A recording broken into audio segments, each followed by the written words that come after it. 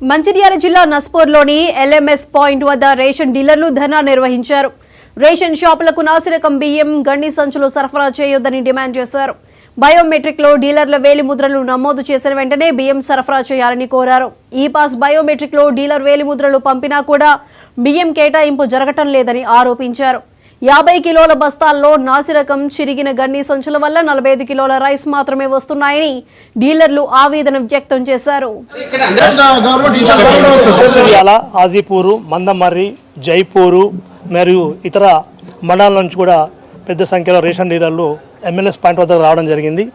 చాలా రోజులుగా మేము ఏదైతే సమస్యలను వెంటాడుతున్నాయో మా డీలర్లందరికీ కూడా గోదాం నుంచి వెళ్ళి మాకు వచ్చే స్టాకు గవర్నమెంట్ కొత్తగా తీసుకొచ్చిన రూల్ ప్రకారంగా వే మిషన్ మీద పెట్టి జోకి తర్వాతనే ఆ యొక్క లోడ్ అంతా కూడా లారీలో ఎక్కించి మా షాపులోకి పంపించాలి. దానికి విరుద్ధంగా ఈరోజు ఇక్కడ జరుగుతుంది. ఎందుకంటే అలా పంపడం వల్ల ఈరోజు మేము డీలర్ అందరం కూడా కనీసం మా పంపిణీ పూర్తయ్యేసరికి క్వింటాల్ నుంచి 2 క్వింటాల బియ్యం వరకు కూడా మేము లాస్ కావాల్సి వస్తుంది. ఆ లాస్ అయ్యే బియ్యాన్ని మేము ఈ పాస్ మిషన్లో కవర్ చేయలేకపోతున్నాము. ఎందుకంటే మాకు గోదాం నుండి 50 కిలోలు రావాల్సిన బస్తాలలో 40 నుండి 48 కిలోల వరకే బియ్యం వస్తున్నవి. తర్వాత ఈ గోదాం నందు 6 లారీలు ఎంఎల్ఎస్ పాయింట్ వాళ్ళు పెట్టుకోవాల్సింది.